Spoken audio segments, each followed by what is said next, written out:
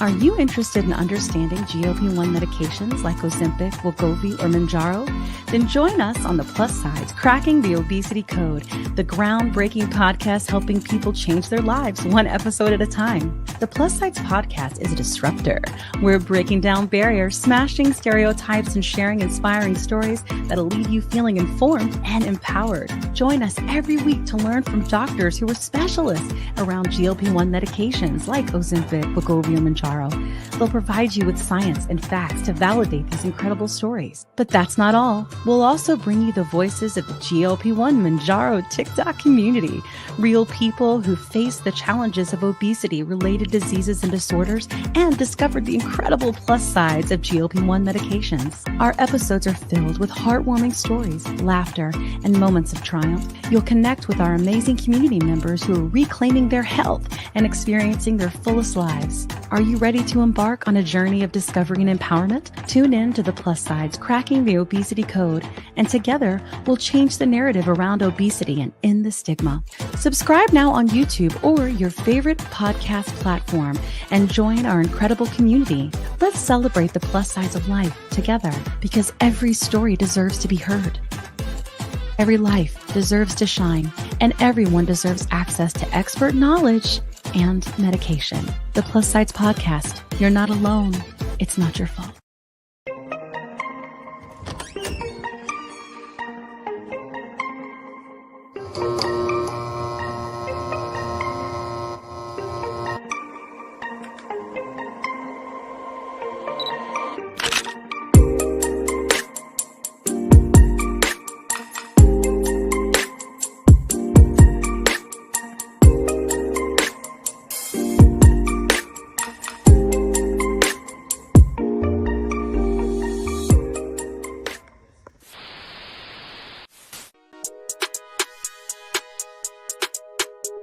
Alive on the MOUNJARO, it's on the pen alive, with your host David Knapp.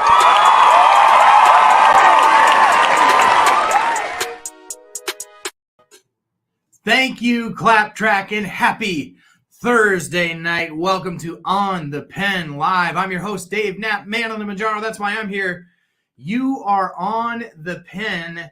That's why you're here. Wegovy, Saxenda, Victoza, Trulicity, MOUNJARO, Zepbound. That is what we talk about here at On the Pen, and we've got a great show for you tonight. We've got Lee Thomas from the ever-famous TikTok channel, LeeFitsIn. He got Oprah. He's got Good Morning America. He's gotten everything. And so Lee Thomas from LeeFitsIn over on TikTok and Instagram. I think maybe he's got a low-key YouTube channel as well. So you want to make sure that you check him out. Links to everything in the description of this video tonight. We've got a great show. We're going to get into a really interesting topic that Lee deserves all the credit for stumbling upon. It relates to the USPSTF, so big, long acronym, but fancy way of saying it is a government-mandated, basically task force responsible for determining what preventative treatments are out there to prevent chronic disease. And so Lee stumbled upon this. He's been going down that rabbit hole. We're going to bring him in here in a few minutes and talk about just what he's uncovered, what we can do about it. And so we're excited to have him here tonight. We're excited to have you all here tonight. Welcome especially to the members, Natalie, Sue, the dude, Donna, NHL Blue Girl, Anna, Rudy, Julie, everyone. Thank you for being here. Mimi in Australia, hanging out on her lunch break. Allie, it's so good to have you all here. Folly Beach, thank you for being here. Thank you for being the members of this channel that really make this thing go round. The members, of course, are helping to contribute a couple dollars a month. Links in the description of this video if you want to become a member too. Custom emojis, custom videos that only members get to see, all that kind of stuff. So if you would like to do that, the link is in the description of this video. But you know, if you've been around here for a while, we've got a rhythm, a rhyme, a reason to this show. And the first thing we like to get into is a little bit of housekeeping. So this is a big week for On the Pen, right? On the Pen hit 10,000 subscribers on YouTube. this week. 10,000. That was a huge milestone to hit over on YouTube. We have been working so hard to get to this milestone, and we've only got onwards and upwards to go. But I just wanted to take a moment and thank each and every one of you. The first 10,000 subscribers of this YouTube channel. I tell you what, if you would have told me even a year ago that we would be at 10,000 subscribers on this channel and getting the kind of traction that we've gotten with the message that we've put out there about GLP-1 medications, type 2 diabetes, obesity, I would have thought that you were crazy, but here we are. And I really think this is crazy to think about, but I think in the next year, we have the capacity to hit 100 followers on this channel. Can we do it together? I think we can, but we can't do it without hitting that like, hitting that bell, hitting that subscribe button. I need you all to help do all the things. Thank you for all the ways that you interact with the content that we make over here. I think we can get to 100,000 by this time next year. What do you think? You think we can do it? That is a dream of mine. I think that we can get there.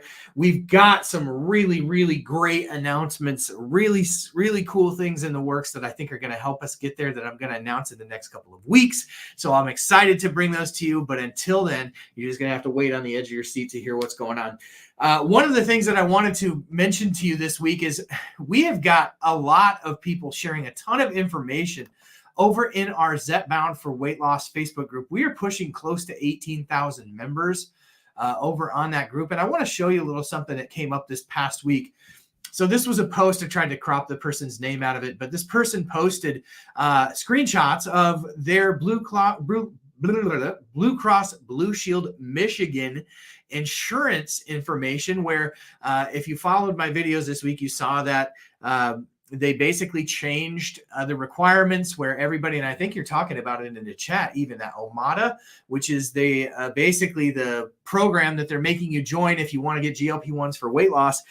They're making you jump through some hoops, but then after the first of the year, they're just 86ing the weight loss medications altogether. This originated from that Zepbound for Weight Loss group, and then it got picked up by Bloomberg, and then it got picked up in all sorts of media outlets. This made news this past week.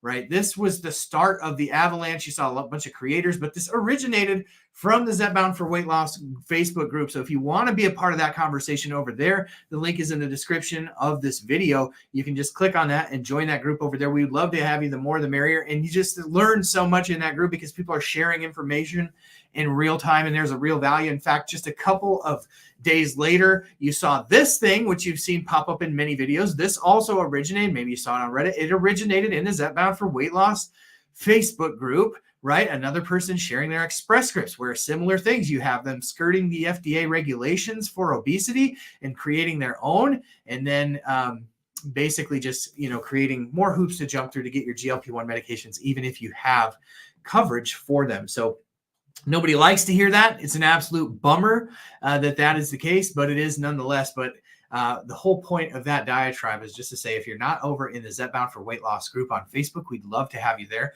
I also have a smaller group that's a little bit more intimate. If you're not into the really big groups with lots and lots of posts, just ManOnMounjaro, OnThePen with Dave Knapp, I think is the name of the group, or OnThePen with ManOnMounjaro. There's another smaller group, but both are affiliated with me, your boy. Would love to have you there.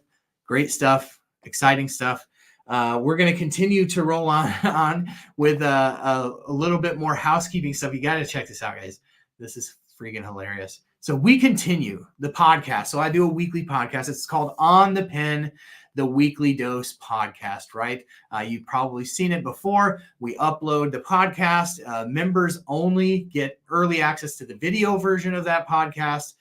It's done really great. We continue to be a massive hit in Bulgaria.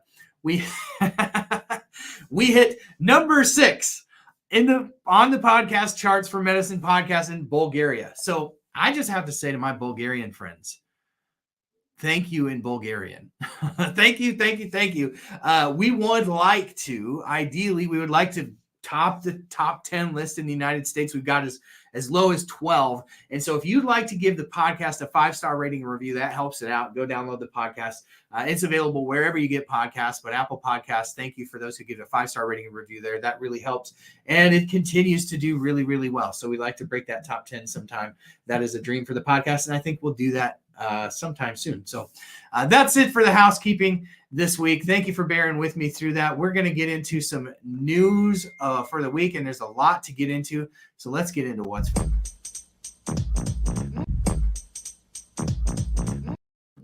What is fresh? Well, one of the things that I wanted to go over with you all this week, we covered a ton of stuff at onthepen.com this past week. Of course, my presentation thing's not going to work out for me again. That's lovely. So you're going to have to take my word for it. OnThePen.com. If you're not following over there, you really should be, and you should sign up for email alerts. In the description of this video, you can click on the link. It'll take you over. Sign up for email alerts. That way you don't miss this stuff. And what I'm looking at here on my screen, if you could see it, is the news for the week. So we covered, we did an article today that we dropped that was basically just sort of a rundown of where we're at with what we know from Lee Thomas, who's on the show tonight, on the USPSTF, because we've been really pushing things that we can do as a community, that we can actually advocate. So like, I feel like as a communicator in the GLP-1 space, one of the things that I'm always doing is I'm always sort of bringing bad news, right? Because whether we're talking about shortages, or we're talking about insurance companies changing requirements, or whatever it is, it's like the news is never good, right? Kind of like how your family text thread just goes off like crazy as soon as you go live on your show. So I'll shut that down so it doesn't keep dinging in our ear. All right. So we covered that. And so there's some sort of steps, some actionable items that we can do based upon what Lee's going to talk about tonight. So make sure you check that out. We also talked about the PBM reform, right? So some of the news that you may have heard this week, there were some TikTok creators that covered this really, really well. The Oklahoma House passed a bill that ensures transparency in prior authorization. So it basically just kind of lifts the veil off of the prior authorization process and makes the PBMs be a little bit more transparent about what goes on in those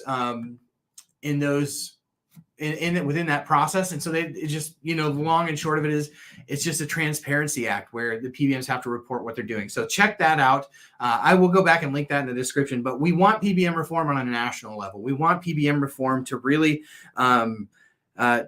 take off. So basically what I did is I put together a form letter that you can send to your congressperson and your senator. So on there is the form letter. You can personalize that. It's basically just from the user of a GLP-1 perspective, like what we would like to see as a community in PBM reform. And then from there, there's a search tool that you can search and find your representative's contact information and send this off. Now, this was really cool because I got sent this by a user today, an OnThePen viewer, Deborah, and she sent me basically an email that she got back from Senator John Boozman in Arkansas. And he thanked her for writing this letter, for advocating for PBM reform, advocating for transparency in PBM treatment of customers, and basically said that he has 2 acts in Congress or in the Senate right now that he is supporting for PBM reform. So, we have an example of somebody who's actually hearing back from their senator, and they're saying, we hear you. We know this needs attention. We've got these bills, and this is what we're working on. So I really hope that you'll consider sending those letters off, letting your voice be heard, and you might even be surprised at what you hear back from your senator. So that is really, really, really good news. If that is a tool that you think that you could use, make sure you check it out at onthepen.com. Then we learned a little bit about the gut microbiome this week. So we learned a little bit about how the creation of DPP-4, which is the byproduct of some of the bacteria that are in our gut, are actually working against us who are diabetic. We actually make this stuff in overdrive. So DPP-4 actually breaks down GLP-1s, breaks down incretin hormones, and it is absolutely important that you go read that, because it helps to bring a little bit of scientific data to the issues that some of us face as slow responders. Like, here's actually some of the reasons why we are responding slower. It's because our bodies, especially type 2 diabetics, are actually not keeping the GLP-1 around long enough, because that DPP-4 is actually breaking down the GLP-1. So that is an interesting article. There are, of course, some ideas about things that you can do naturally to break down the DPP-4. There are actually medications out there that are designed to inhibit DPP-4. So those are diabetic medications as well. So just some interesting news. So like the point is we're always dropping new news over at onthepen.com. And I really hope that you'll go over there and sign up for email alerts so you can get those as they come through. We're going to jump right into our interview here in just a second because, there's always plenty of fake news rolling around, of course. Well, why don't we do it? We'll just do it real quick. We'll do a little bit of fake news and then we'll jump into Lee.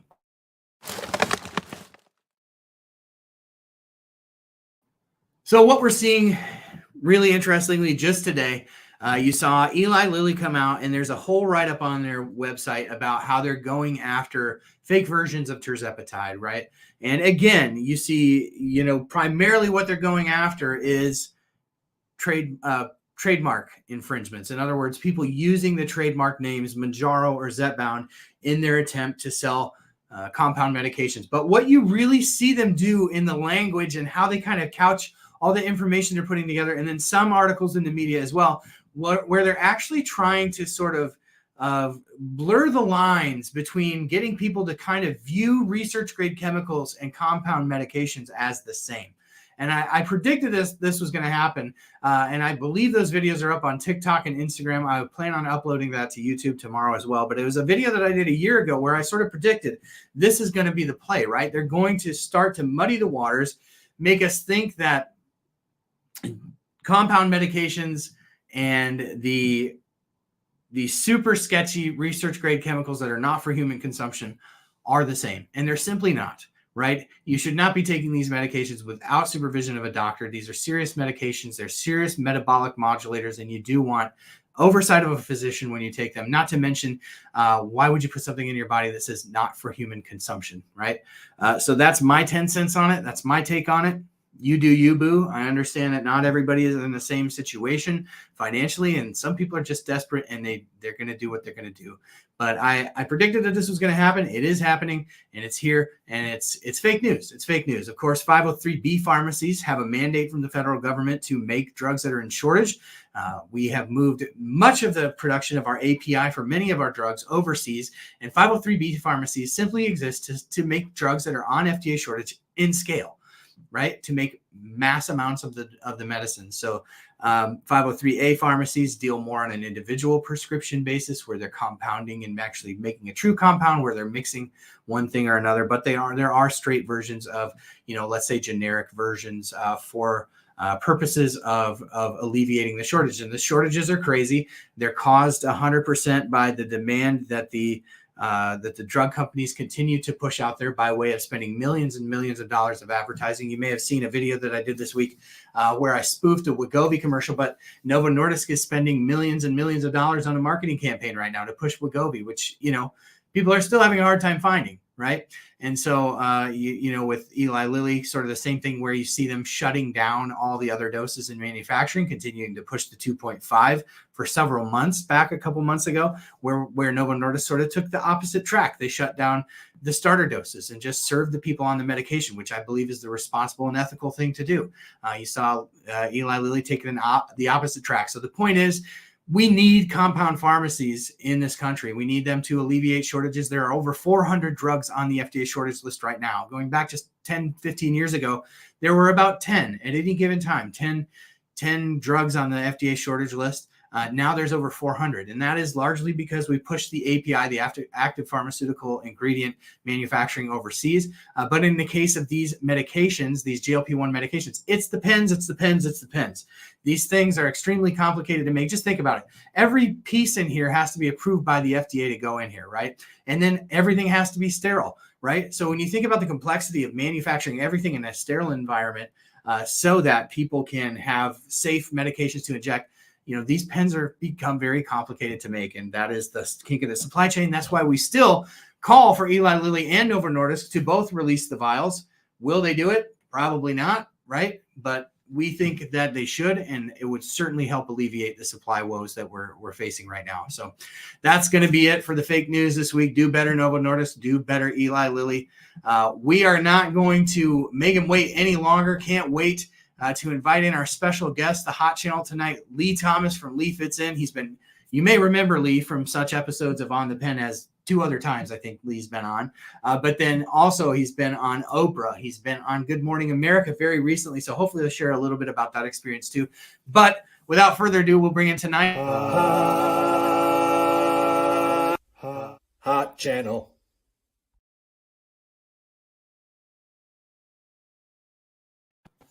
Lee, my boy, how are you? Dave, I'm good, man. Your graphics always crack me up. Oh, they're ridiculous. I love it. I love it. Yeah, I'm a regular, man. I kind of have I need a good background for the show now. So I'll just keep coming back. We can whip one up. A background. That's true. You could. Yeah, that's true. Thank you for coming back. Yeah, man. Thanks for having me. You're like a brother from another mother, man. We vibe. We have very similar stories. So, and I think I was listening to the bit about the microbiome, and I'm like, yeah, that's probably it right there too. I got to figure that out. Yeah. So interestingly, there's 2 things now that we've learned that are being tested right now that are proving out for one for type 2 diabetics. One would just be slow responders in general, but the first thing would be what we talked about earlier with the DPP4. You've got these gut bacteria that are in overdrive if you're diabetic. That's what they showed in these trials. And the byproduct that they make is DPP4. And DPP4 just breaks down incretin hormones. And so, that's why even prior to GLP-1s, many diabetics struggle to lose weight because you're not getting all those great things that the incretin hormones do for you. But even in the presence of the synthetic ones, they're getting broke down early by the DPP4. So potentially an opportunity to talk to your doctor about stacking a DPP4 and your GLP-1. But also there are some things like lactobacillus, I believe is the name of a probiotic that has been shown to help break down DPP4. So there are some things like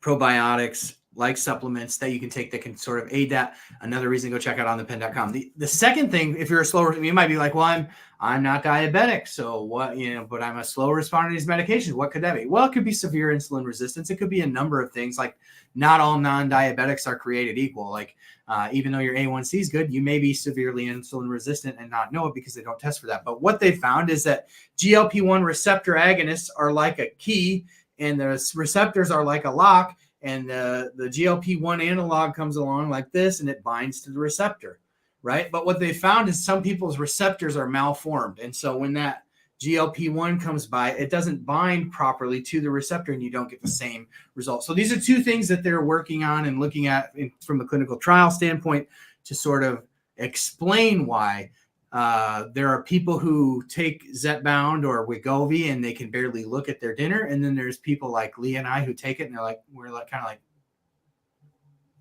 hey, it's helping our blood sugar and it's bringing down our insulin. So we'll take it. Right. But maybe not so much the weight. So solidarity. Exactly. I've had to mute my TikTok. I think what I need to actually do is mute because it was creating an echo. Okay. What do you do? Do you? Somebody's saying that this. I think I'll unmute. Hold on, I'll unmute my phone because I can hear you through my phone, and then I'll mute my. Sounds good. So while we're waiting, I just want to tee up what Lee is here to talk about. And we put it a little bit earlier in the stream, but Lee came across. Now I'm kind of getting some feedback in my shoot. But basically, what Lee came up with was this USPSTF, and it's basically a task force. And within this task force, it's basically looking for preventative treatments for certain diseases and chronic illnesses. And obviously, what we would like to advocate for in this community is. Holy smokes. So we got 2 super chats in at once here. Sue the Dude. It's more like an owl and a mouse. That's right. And Donna with a $49.99 super chat. Thank you so much. PBM reform is absolutely right. But basically, they identify the treatments to fight off these diseases, and we want to advocate for GLP-1s to be added. So, Lee, tell us a little bit about like what set you off on the rabbit trail of even looking for this and then finding it? Like how'd you even come across this? Yeah. Can you hear me, Dave? Yeah, you're good. Or am I echoing? You're good. You're good. I mean, maybe slightly, but hopefully, all right, the people on hopefully, YouTube and TikTok will let yeah, us know. Worst case scenario is we'll just have to move it all to YouTube. Yeah. Okay. So if I'm echoey in TikTok, let me know. So yeah, basically, okay, everybody's good now, it sounds like. So I started trying to figure out, so, okay, maybe I'll back up. Washington State is where I'm at. And my coverage totally denied through a state, it's Blue Cross Blue Shield, a state program. My wife's a teacher. So anyway, they're just not covering anything. So we have an insurance commissioner's race in Washington State this year. And I was trying to figure out what part of the administrative code here that was allowing these PBMs to block me out of this treatment. And then this class action lawsuit got filed. Two were in Washington State. There's one in Maine right now too. And so I started looking into those, just doing some digging, figuring out, okay, what is the legal basis that they're using? And one of the WACs in Washington Administrative Codes, they cited to and said, the reason we can exclude these coverages is because there are administrative rules that say we can cover obesity treatment, but don't have to. All right. So, and then within that statute or that WAC, it then says, but if the United States Preventative Services Task Force gives something an A or a B grade, then it would have to be covered. So then I said, well, what in the heck is that? Yeah. What is this place? Who are these people? So then I went down the rabbit hole. So the U.S. Preventative Services Task Force is written into Washington State code that if they give it an A or a B grade, insurers have to cover it. Then I find out that the ACA, the Affordable Care Act, has written into its actual U.S. code, not an administrative code, but the law, the United States code, that if A or B grade recommendations are made by this particular group, the insurers who are under that umbrella governed by the rules of the ACA, which is pretty much most, like everybody, they have to cover it. So then I was like, wow, okay, this group is so powerful that if they make a recommendation, everyone has to cover it. And I never heard of them. So then it keeps going, but there's a lawsuit from Texas. So saying that this is the impetus for that lawsuit was the ACA was requiring coverage for HIV preventative medicine, PrEP, right? And these religious organizations didn't want to cover it. And so they sued and says we shouldn't have to cover it, even though it got an A grade or B grade from the U.S. Preventative Task Force. And so they had to cover it. And so a judge in Texas, a federal court, said that the U.S. Preventative Services Task Force are so powerful that no one can contest their recommendations, that they should have to get approved by the Senate, like a cabinet level administrator in the government, that there should be advice and consent of the Senate to even appoint someone to that task force. That's how powerful they are. And wow. He actually ruled nationwide that provision of the ACA should come out because those people are too powerful. That decision has been on hold, and it's at the Fifth Circuit Court of Appeals right now. There's oral arguments coming up. It's still in the briefing stage. So for now, it is still the law that those A and B recommendations have to be followed. And then, crazy enough, Dave, I think the universe knows about your podcast because just now another recommendation, a B grade recommendation came out for counseling and kids with obesity. And so these insurers have to cover it. And there's no cost sharing either. So it's you have to cover it, and you can't make the insured pay for it. So it's a huge deal. Now, the kicker is that they don't factor in cost. So this whole PBM reform, which is absolutely one of the angles we have to take, it doesn't factor in because it doesn't matter how much it costs. If it's they factor in risk factors, side effects, and things like that, health type side effects, but cost isn't in there.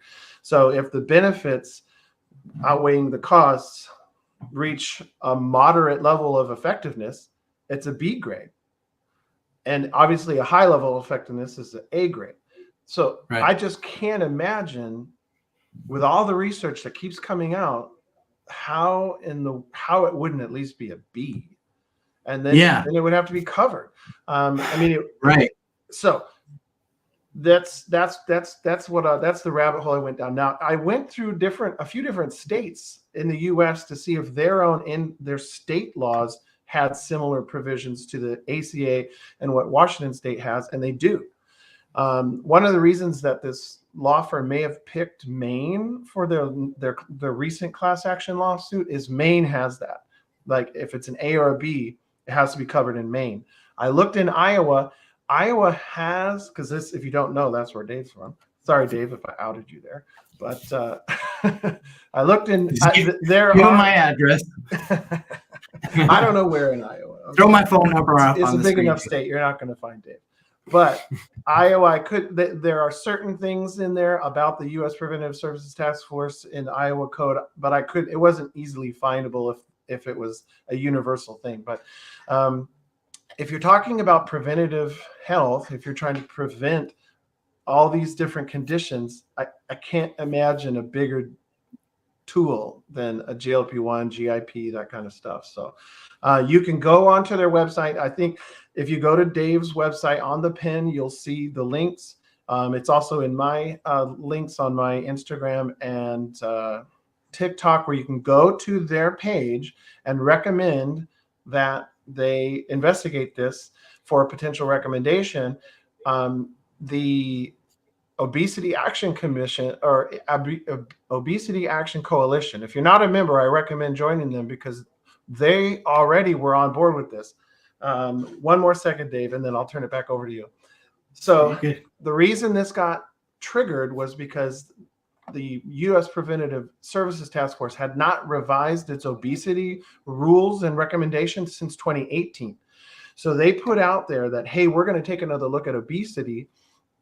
And the Obesity Action Coalition went to town and was like, hey, if you're going to look into this, you have to look into medication also, not just behavioral changes.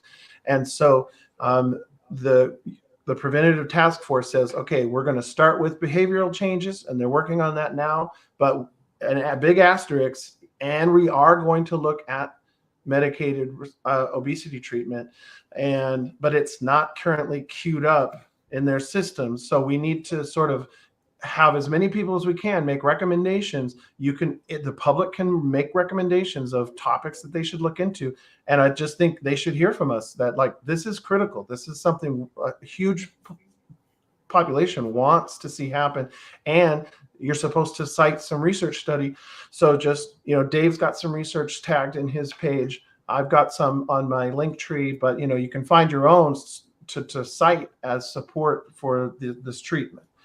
So that's just a concrete thing we can do that would trump all this stuff that the insurance companies are doing. This would be a total game changer. It's probably a couple year game plan though, unfortunately. Yeah. Yeah. A lot of the stuff with the GLP-1s is like sort of playing the long game. Nothing that we do today is going to help today, but it's going to help hopefully down the road. And one of the things I would encourage you to go to onthepen.com. The link is in the description of this video to the article that Lee's referencing. Within that article, you're actually going to find Lee's video is embedded in there from TikTok. You can find this video on Instagram as well, but the TikTok video is embedded. This video is embedded. And then there are 5 or 4 steps for advocacy that you can kind of do right away. And Lee's laid them all out beautifully here. But the link to the USPSTF website is there where you can go make your comments. Of course, one of the easiest things that you can do is share this video and go find Lee's video, which is baked into that article at onthepen.com, and share Lee's video. The more people that get this out there, the more content creators start making content about the same thing, the more we raise awareness, right? And so, yeah, you laid that out greatly. And I think for more clarity on what the USPSTF is, it's a mouthful, right? You can definitely go over to onthepen.com and get all that information. So we talked about how you discovered this, what it is, like the obvious questions that are in the chat.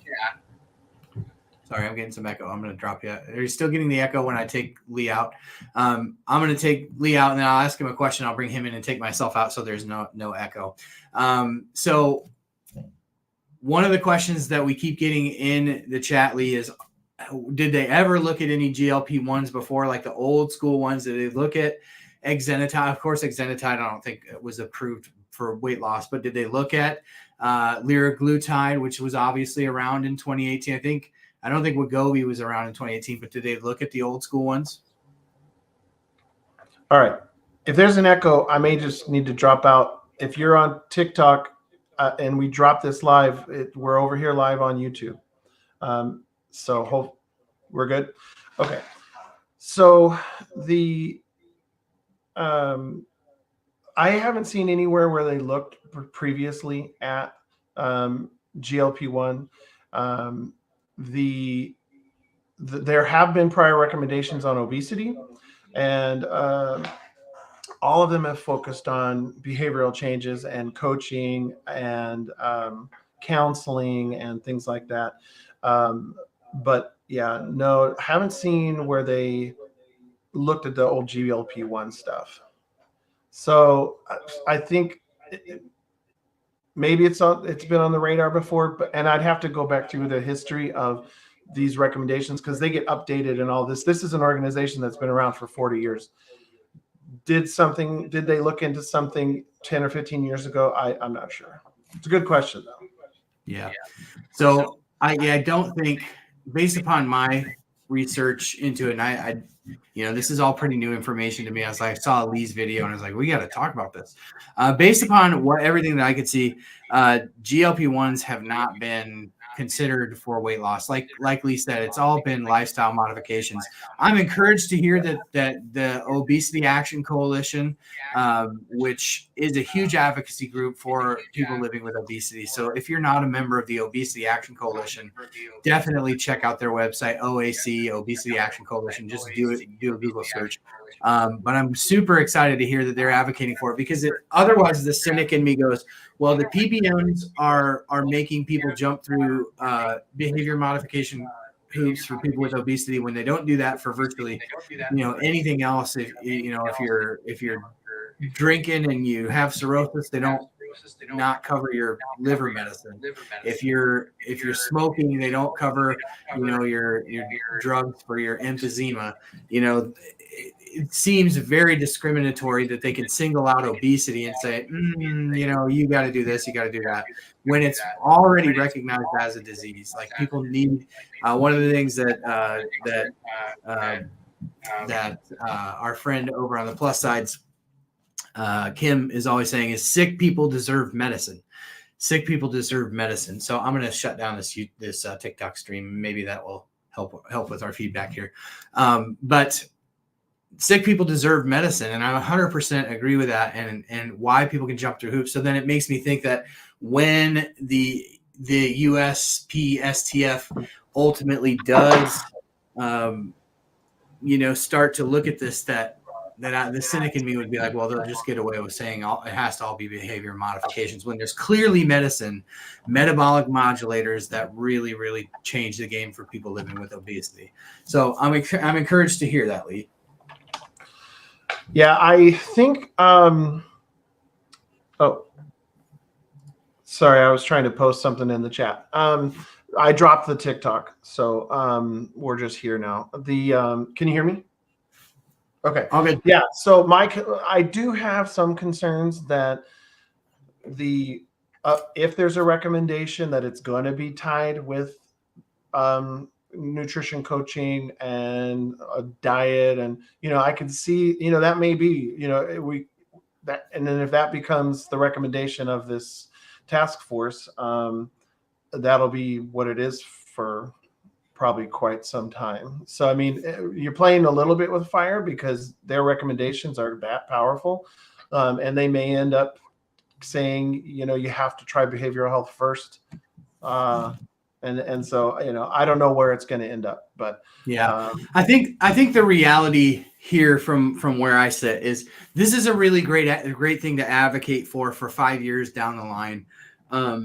If they were to pass this tomorrow and insurance companies had to cover this tomorrow, all this would do is exacerbate the problems with accessibility that already exist. They already can't serve the market.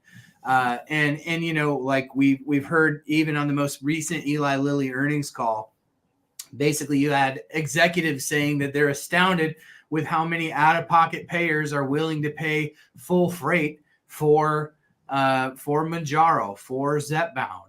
And so you think about that with so many people, and they said it was in the upper middle single digits percentage of people who are actually paying full freight for Zepbound out of pocket. And that's a huge number. Really? And, so you just think about if all of a sudden everybody had it covered by insurance.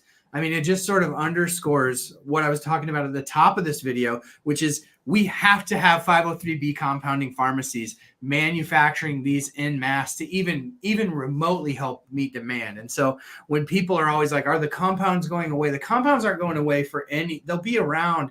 Retatrutide will be coming out. And even the drugs after that, they're not going to be, there's simply not enough manufacturing capacity on the planet to deal with hundreds of millions of people that need injectable medications to treat their disease. That is why the dark horse in all of this GLP-1 talk is orforglipron, is Rybelsus, is Viking Tide in pill form.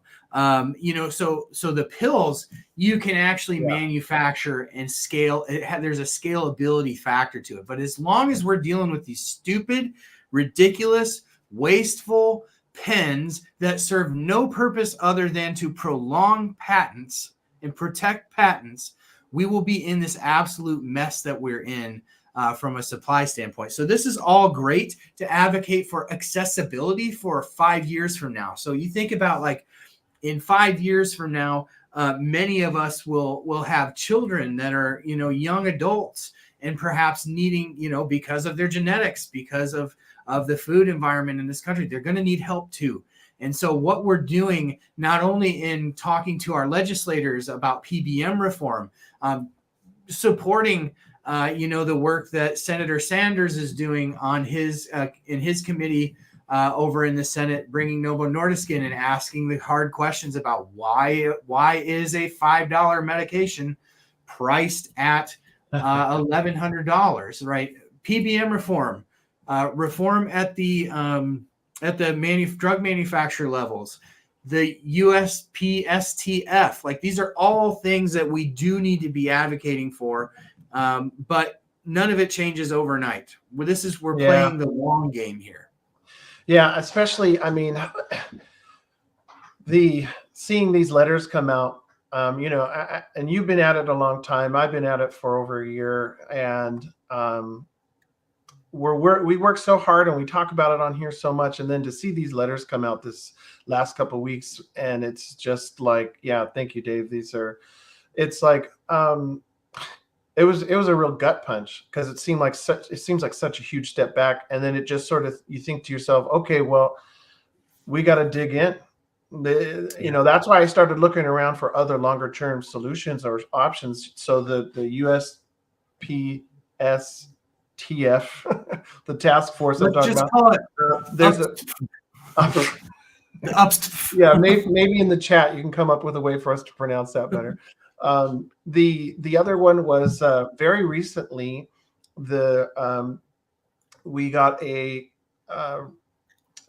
what is it, discrimination complaint that can be filed. And actually this form and this process just was released in April. There's a link in I did a video on that, and there's a link there too that you can go in and say, hey, my insurance is discriminated against me based on XYZ. In this case, would say they're saying disability. It's hard to deny that obesity, especially morbid obesity, is disabling. I think there's some hesitance to call it a disability, but I'm not sure why. You're not as able-bodied, and so and it is discriminatory. And like you're saying, it's an equity issue too. And the U.S. task force we've been talking about has a real equity lens. That's a big focus for them. And if we have the current system, the wealthy will be healthier and avoid getting sick, and those who can't afford it will get less healthy and more sick. Right. And so there's a real equity lens to getting this approved and covered for everyone, because there's just but you know, the cost side of it, you know, getting those pills out eventually. When you were talking there, kind of what ran through my mind is, you know, we're kind of on the cutting edge of this process. And I think the work we're doing right now, even as frustrating as it is, the work that you're doing, it's paving that pathward and keeping the pressure on that. In 3 or 4 years, we'll look back and say, man, I can't believe what it was like back then. And we'll be able to get this medicine to everybody. Yeah. Amen. Amen. It is. What we're doing now is definitely laying the groundwork for the future. And this is trailblazing. I mean, everybody who's here in the sound of my voice, everybody who's part of this community, part of the community over in Lee's world. I know you've got your own really interesting niche in the community. Your slow runners. Yeah. And you know, what we're doing is like, really, we are trailblazers and pioneers of a treatment that is just, you know, emerging as a real game changer in history. So it's a very interesting time to be talking about this stuff, but we would absolutely be not doing our job if we weren't looking at these types of things that we can advocate for ourselves, because the PBMs are going to PBM. I think Cloakster has made a great point in the comments of my videos and even earlier in the chat here tonight, when he says that the PBMs are ducking and covering right now. Everything that they're doing, they're shifting to try to avoid paying for these, because if you really think about it practically, even though I do agree that the PBMs are evil, unnecessary, and I don't know how they sleep at night, I do believe, thank you, Mimi, I do believe that with the actual mathematics of it, you know, all of a sudden you have, you know, millions of people on $1,000 a month medication. It's not a tenable situation for the insurance companies, right? It's not a tenable situation. We talk about this a lot on my channel recently. This is not a tenable situation for people who are spending $500 for a full cart of groceries. They're spending $100 to go fill up their gas tank. Everything is crazy expensive. A house is twice as expensive as it was 10 years ago. That's not a tenable situation, right? So people can't afford these medications. That's not tenable. The cost of these medications are not tenable for insurance. And quite frankly, it is extremely expensive for a drug manufacturer to bring a drug through clinical trials, to bring it to market. They owe it to their shareholders to make money on literally medicines that are changing the world. I mean, the trickle down effects of GLP-1 medications and how that affects the broader economy is just astounding.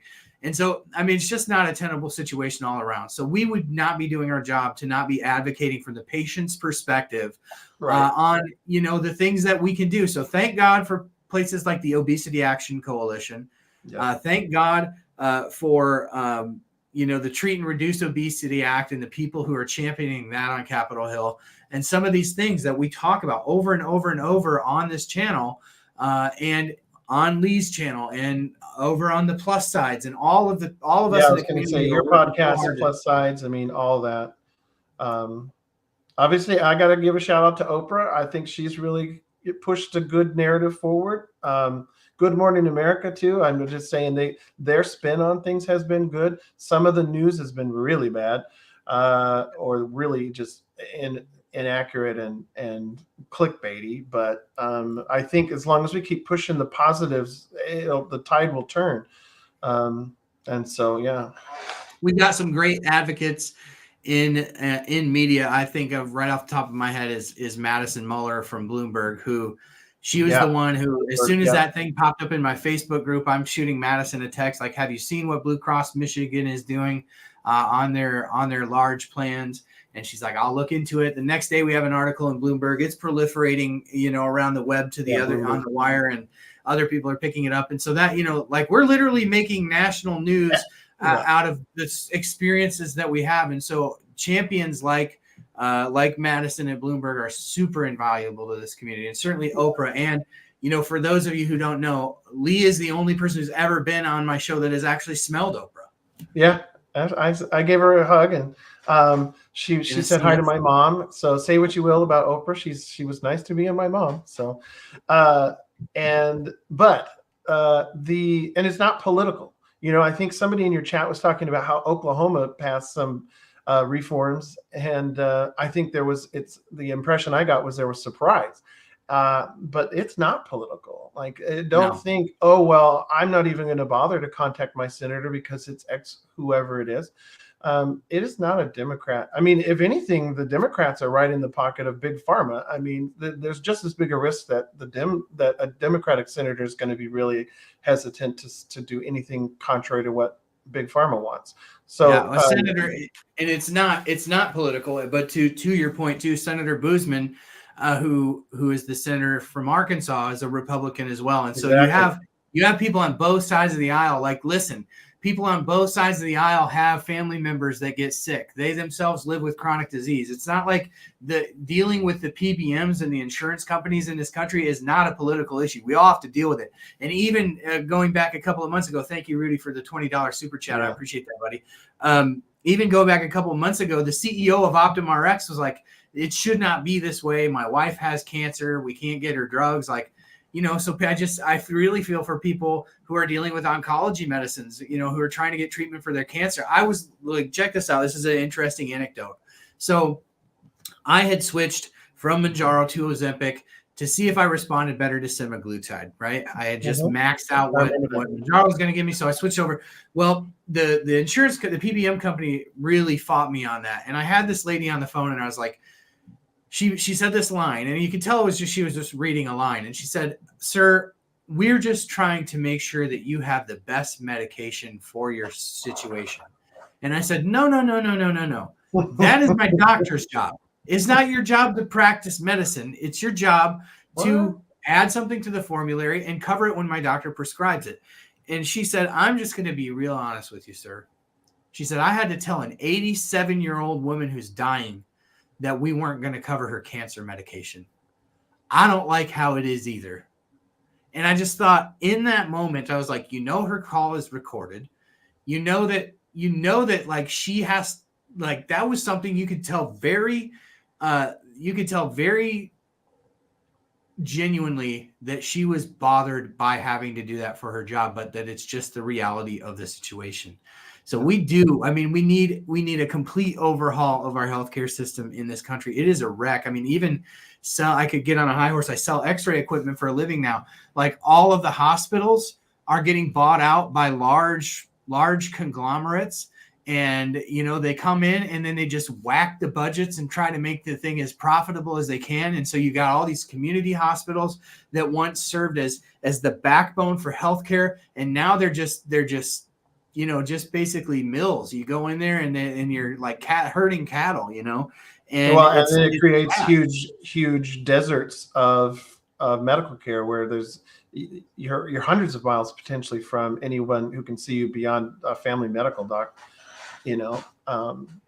So yeah, but yeah, no, I mean, you and I could both get on this tangent because I do workers. I'm an attorney, and my field is industrial insurance, so workers' comp. Okay, and an excellent example of the insurance carrier, which in this case with workers' comp insurers, controlling treatment and disregarding doctors. Two, that this multi-payer system where all these insurers are paying different rates and billing at different things, and their reimbursements work differently, whatever level you're at, federal, state, local, and it's a complete mess. And it makes the whole system super expensive. But then you bring up single payer system as a whole, and people lose their minds on that. But it's like, well, what we're doing right now is not working. So if single payer is the answer, hey, it can't be worse. I mean, it really can't be worse. Look at this situation. Well, I remember at the risk of treading into political water, because this stuff just gets political, but I remember back when I was a younger man and they were passing the Affordable Care Act, and I remember people screaming like, we don't want socialized medicine. We don't want this. We don't want single payer, and death panels and all this. And I thought, this is the thought that I've been having recently. And I was in agreement. Like single payer systems aren't the systems that are really, I mean, it's not going to be tenable for every country in every situation. Right. Yeah. And I was just mainly making an example of an alternative system. I wasn't. Yeah. But but they're so my point is they're also not innovating these drugs, generally speaking. That the drug innovation is happening here, and the thing that I go back to is, okay, we don't want a single payer system, but that's what we're getting. We're just getting the capitalistic version of it. We've got like just a couple companies at the top of this whole thing, and they're running everything. And each year they're running more and more. Exactly, it's the insurance companies, it's the PBMs. The PBMs are buying up health systems. They're buying the payment processing companies that handle all the customer data. Like, we're getting single payer, just we're getting it in a capitalistic way. And I'm not sure which is worse. Like, at least if it's run by the government, you can elect the officials that put the boards together that, make the decisions. When it's just Blue Cross Blue Shield, when it's just CVS Caremark, you've got no say in it. Yeah, and then I've seen some really interesting data, and this is not I'm speaking just anecdotally, but these big organizations that are merging and getting bigger and bigger are in turn owned by even super huger entities, and so really there's only a few that control everything. Which is, we're now getting into conspiracy theories, but it's really like you're saying, is there really competition? Right. No. And because that's the whole point, is competition. But is there competition when these companies can charge? Isn't it convenient isn't that odd that Ozempic and MOUNJARO are pretty similarly priced and both ridiculously way more than it would cost to manufacture, but they both seem to be like $1,200, $1,400, $1,100. Like, why that range? If there was competition, there isn't. So right. It's just ugly. And it's just now you got me and Dave worked up. Yeah. The blood pressure's up, everything. Yeah. You just think about, I switched jobs back, about 6 months ago, and just looking at the cost of the health plans, and you think about it, like your health plan, if you're fortunate enough to have an insurance, an employer that picks up a huge bit of the tab, but you got to think of, like, for a family plan, you're talking anywhere between $20,000 and $30,000 a year for a family health insurance plan. And then you go to get a medication and they're like, yeah, it's $550 out of pocket because we don't cover it. You got to go on the manufacturer savings card. So then you're another, just for one single medication, you're at over $6,000 a year for the medication. Like, all of a sudden you're talking about, a salary just to get people, health care. It's untenable. The situation is untenable. Mimi's bouncing out. Mimi, have a good day over in Australia. Put another shrimp on the barbie. Good to have you here. Thank you. Yeah. And, you do, people say, well, you're not seeing the innovation with these other systems, but Ozempic was, what's the Novo Nordisk? They're a Danish company, but Danish. they're still in the United States. They're building their company off the backs of the payers in the United States, not in necessarily the ex-US markets. So it's this system gets taken advantage of. And 50 years ago, maybe you could make the case that the United States was so much wealthier than the rest of the world that, it maybe made more sense then. I don't know. Maybe it did, maybe it didn't. But my point is, it doesn't anymore, right? The rest of the world has gotten richer. And, just think of how tough it is for a family. Like, we've got 4 kids. Go to the grocery store, it's $500. And, that might last us a week and a half, I mean, and it used to be just a few short years ago, pre-COVID, before the government started spending the money the way that they did, it was half of that. It's absolutely insane how much groceries have gone up. And I mean, and everything. that's just, I mean, obviously housing was a huge one. My auto insurance is skyrocketed. Where's that? And they're like, oh, it's because cars are more expensive these days. That's the excuse they're giving. Okay, so now that's hundreds more a month. It's just little, all these little things. And then, like you say, the meds, it's like, $100, $200, this, and you're supposed to have insurance. And then, a lot of the groceries are subsidized, but they're still gouging, I mean, meat is subsidized and eggs, and the government pumps those up as well, but we still get these ridiculous, like, $8 for a dozen eggs. It's wild. It's wild. Anyway. Untenable. Untenable is the word that I keep coming back to. Word. I like that word. Lee, real quick, give us a quick rundown. You were on Good Morning America. How did that all come about? Tell us about that experience. That had to be pretty cool. Yeah. So I last year, before TikTok decided to tamper down our content, I'd gotten on Good Morning America just for being on Ozempic, and they were wanting to have kind of a male perspective, and I don't know why they picked me. Obviously, there's other guys who have lost a lot more weight and done really well and everything. But anyway, that's who they called me, and I was like, sure. And then a year later, they kind of were circling back and seeing how I was doing. And their focus was on not just weight loss, because weight loss hasn't actually been like a major feature for me, but other health benefits. So like cardiac health, it was what they were focusing on. And so, I started training. I'm always been a runner, even though I've been huge, at times almost 300 pounds, but I still ran. That's what I like to do. Somehow my body tolerates it. I don't know. And there's my, my prop in the back and my treadmill. But so I decided, okay, you know what? I'm going to have a new goal this summer of training for a half marathon. And so that's what they kind of wanted to run with was, last year I got started. I was almost diabetic, having heart issues and fatty liver disease and all these things. I start on this med, and now the next summer I'm trying to run a half marathon, which to me is a big deal. For some people, they can just get up and do a half marathon. I don't know, not me. And so, so they wanted to run with that. So I got on a Good Morning America a couple of weeks ago. Oprah had me out last summer, but then she did another special later and had my friend Amy on it, who's been killing it, doing amazing stuff. So, but I was also kind of like, why didn't you call me Oprah? I would have come back out, but So I got a half marathon in end of August, and that's my first one. And whenever I say I don't want to work out or do my run, I just say, well, I can't let America down.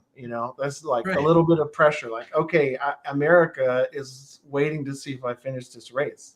So, that's a little bit of accountability for for sure. Yeah. I All started my the TikTok last March as an accountability tool for getting healthy. And now it's like, okay, I've reached a pinnacle here. yeah, Good you're Morning getting America wants me to finish this race. So right. That's awesome. Good for you, man. Way to have the motivation and stick to itiveness. That's a big deal to be training for a half marathon. Matt says half marathon. I want half a sandwich. Maybe if the half a sandwich was but at all the I need end. is a half a sandwich anymore. All right. So yeah, that's kind of where I'm at. Still, of course, I'm at 12.5 on tirzepatide. I just recently moved up. I switched over to tirzepatide in December, and I've been trying to slow play moving up in doses. And even though the weight loss hasn't been there, but I just am waiting until I'm finally just like, okay, we got to move up, because I just don't want to race up in doses. But 12.5, it seems to be working. I'm down about 8 pounds this much, which for me is a lot, because I'm a pretty slow loser. And obviously I'm running more, but I've always, I'm not sure how big of a factor running is, but I'm definitely feeling a lot of the effects better. So I'm going to stick it out at 12.5 for a while, and we'll see where I'm at the end of August. So it's a good is one. that 12.5?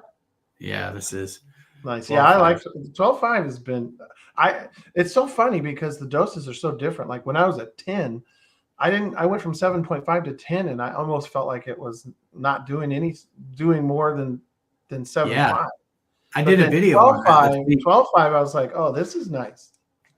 I did a video on that this week because it's one of the weird things that I hear about constantly in our Zepbound for weight loss group is people move up from 5 to 7.5, and that might be a bad idea because everybody seems to love 7.5, but they'll move from 7.5 to 10 or something like that, and they'll be like, I was doing fine on 7.5 and now I'm on 10 and I have no appetite suppression and I hate it. It doesn't work.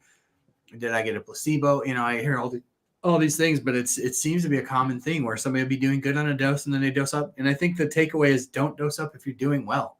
I don't understand at this point in the game. These have been around long enough for us to know, like, the clinical trials were there so that everybody sort of was operating from the same rules, right? But that doesn't mean that in the real world it plays out that way. If your goal is to lose weight on these medications and you're doing good on the lower doses, maybe you can accomplish your goals and not even go all the way to the top. Then for maintenance, you need less medicine. I think that's more ideal than needing more medicine for maintenance. So yeah, definitely. And that's not just me saying that. I go back to the episode that I did with Dr. Daniel Rosen, who said in his bariatric medicine practice, that is what they do. They don't make people rush up the rungs of the ladder, because then conversely, the other element is if you plateau on 15, there's nowhere to go right now. So you kind of max out. So yeah, good stuff. I'm glad that the 12.5 is working, but also you're putting in a ton of work and that's true. Ride that 12.5 wave. It seems to me like people have a sweet spot dose. Maybe that's 12.5 for you. Yeah. So knock on wood. I'm going to stay here for a while because it seemed like I don't want to get to 15, because then that's all you got. I kind of raced up the semaglutide to 2 too fast, I think. Might have been part of the factors. I don't know. Yeah. I mean, my blood work immediately got better, right? So sometimes people are like, "Oh, I'm not losing weight." Like that's only one thing that some people get. That's actually a side effect, right? If your blood work is getting better, like within a few months, I was no longer on a track to be diabetic. I mean, so that's worth every dime, because I've seen my dad, and how diabetes has kind of wrecked his body. And so immediately I saw those benefits, but the weight hasn't been a big factor for me, but I think it will. I mean, I'm sticking with it. Yeah. It's always good to get an update from you, and I mean, fellow low responders to GLP-1s unite. I mean, it's always just good to hear from other people who are, I mean, every day I hear from thousands of people who are, the ones I really struggle with are the people who are like, they'll post a picture in the Zepbound group and they'll have 2 bites of their burger and they're like, I'm so full, I guess leftovers for tomorrow. I'm like, no part of me can identify with that at all, and so I just, that's good to hear from other people who don't have that experience. Yeah, and I'm happy for those folks who just come out the gates killing it. But there's a big contingent of folks who don't. And it is good to just, but I think, and people are like, oh, they don't want to share that, right? There's like, well, I don't want to tell people that I haven't lost a lot of weight, because everybody's saying how much they're losing. And it's like, well, yeah. Well, and then, I mean, even within the community, it's funny how quickly some people forget how they were ostracized for not being able to lose the weight before the medicine. Then they got the medicine, they lost all the weight. Then they can't understand why people with the medicine can't lose the weight. And it's like, oh, how funny. Like, people go back to, kind of holier than thou mentality. But well, and maybe it's a microbiome thing. I mean, that's pretty interesting information that you had, that some folks, there is some additional parts of their body that are fighting against them. I just saw some research too that they identified some specific genetic markers for obesity. Did you see that? So, I mean, there's a lot more research that we're still just kind of trying to figure out. Yeah. Yeah. I think what you're referring to there was the study that came out about the hungry gut hormone. And the hungry gut hormone, basically, if you have that, you are, I'm going to butcher it, but I think if you have the hungry gut hormone, it was actually a good, or sorry, not hormone, the hungry gut gene.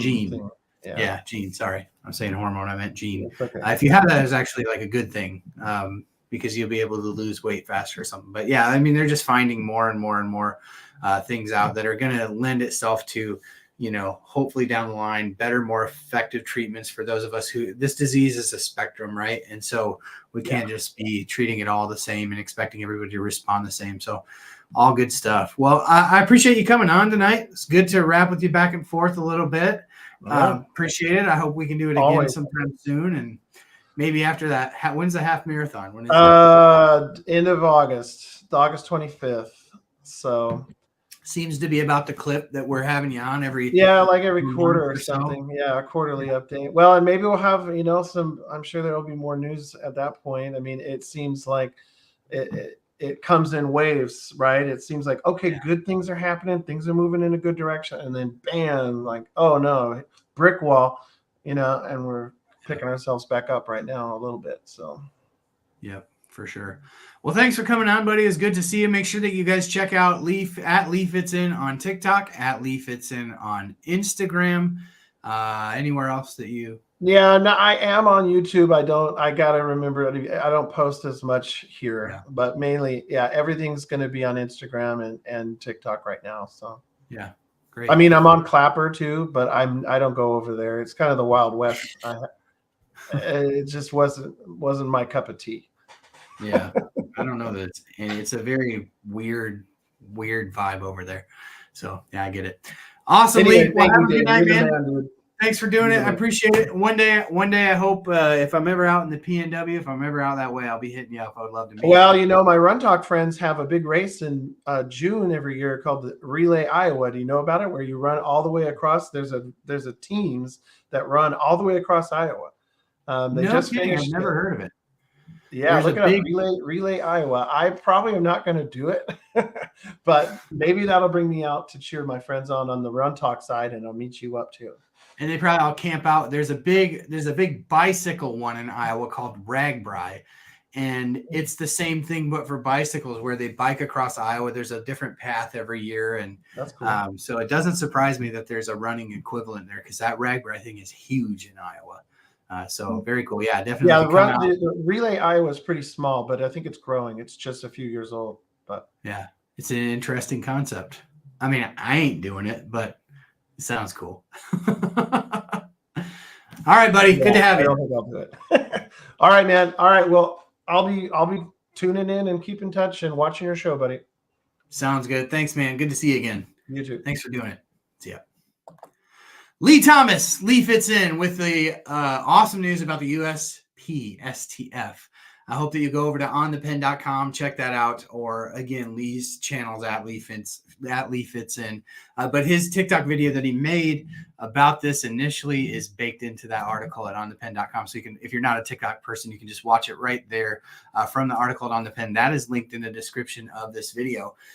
Donna, I believe, had the biggest super chat of the night at $49.99. Thank you so much, Donna, But thank you also to Sue the Dude, to Mimi, to Cloakster, to Rudy, to Karen, who became a member. Donna gets to choose where this bad girl gets injected tonight. So Donna, you can let me know. I hope that you enjoyed Lee being on the show tonight. Definitely give Lee some love in the chat. Really, really, really, really, really appreciate having him come on and share a little bit about what he's doing there. Donna says abdomen, great idea. Let's do the abdomen shot. Yeah. So this was a great show. I hope you'll check out onthepen.com. Sign up for email alerts. Cloakster. Next week. The $499 super chat gets that injection spot. I don't even know if you can say that even on YouTube. Thank you, Donna, and thank you everyone who gave gifts tonight. Yeah, Triplet Dad's all about that. If the price is right, Triplet Dad, if the price is right, you guys are gonna have to pool your money together and we'll get it done. We'll get after it. I'm not sure how bioavailable that spot is, but yeah, awesome. Yeah, I see that the T on GLP. Yeah, she's got a really good TikTok channel. You're going to have to come on the pen sometime and share. Candace on Zepbound. Yeah, she's got really great videos. All right. Well, thank you all for being here. I appreciate you being the best part of what I do at On the Pen. A lot of great stuff in store for the channel over the next couple of weeks. I cannot wait to share all of that with you. I cannot wait. You guys are going to be so excited. Y'all are the best community for my money in the GLP-1 world. So thank you for being here. Now this week, may the Lord bless you and keep you, make his face shine upon you and be gracious to you. Until next week, thank you for being here. And we will see you next week on the pen. Y'all have a great week.